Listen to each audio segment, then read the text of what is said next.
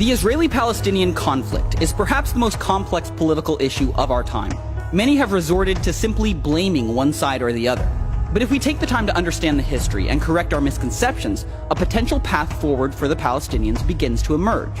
So let's start by trying to get the story straight and clear up 10 of the biggest misconceptions out there. Misconception number 1. Israel illegally stole land from the Palestinians.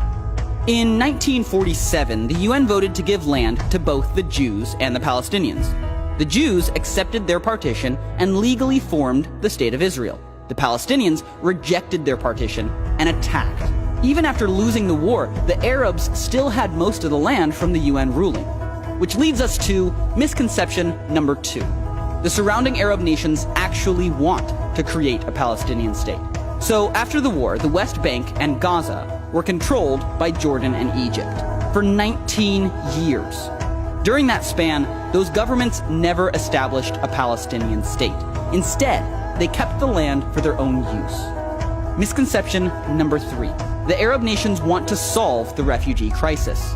Palestinians have settled in Arab nations throughout the Middle East. These nations could solve the crisis immediately by granting refugees equal rights, but instead, they refuse to let them vote, own land, or even study in public schools.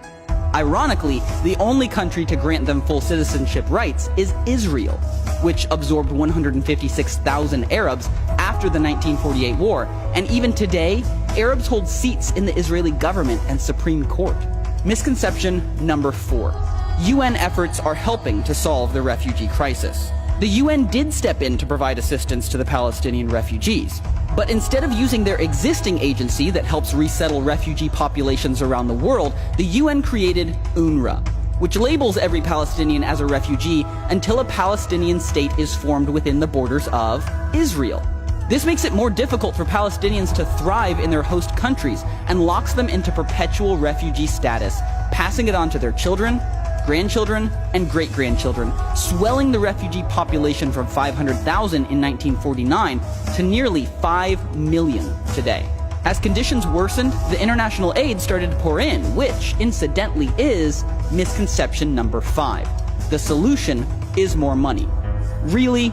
Western nations have given the Palestinians a ton of aid.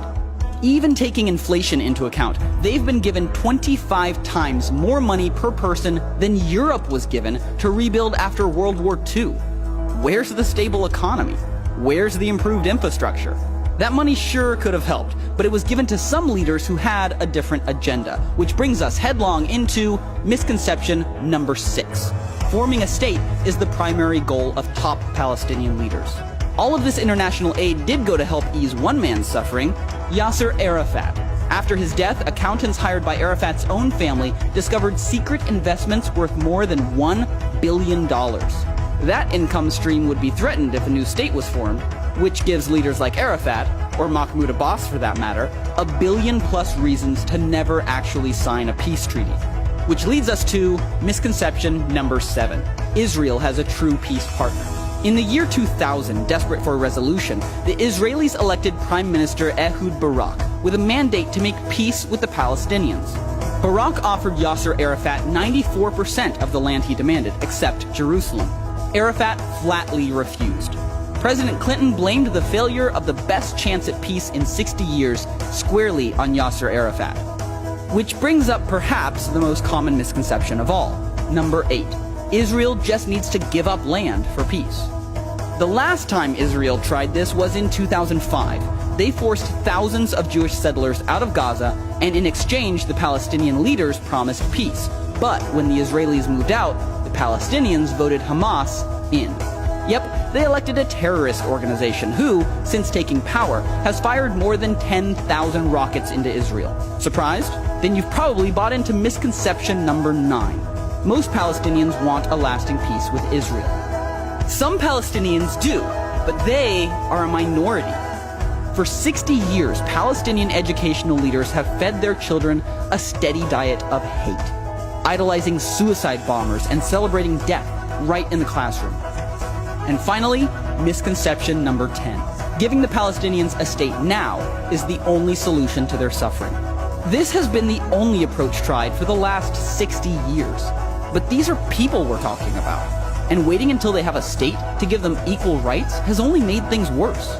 Currently, Israel is the only nation to grant full rights to the Palestinians within their borders. But by granting them equal rights in every nation where they live, we could immediately increase the quality of life for every Palestinian. Let's be honest, these misconceptions have concealed potential solutions. When we take time to clear up confusion and face reality, we begin to uncover the truth. And that's when real progress towards justice can begin.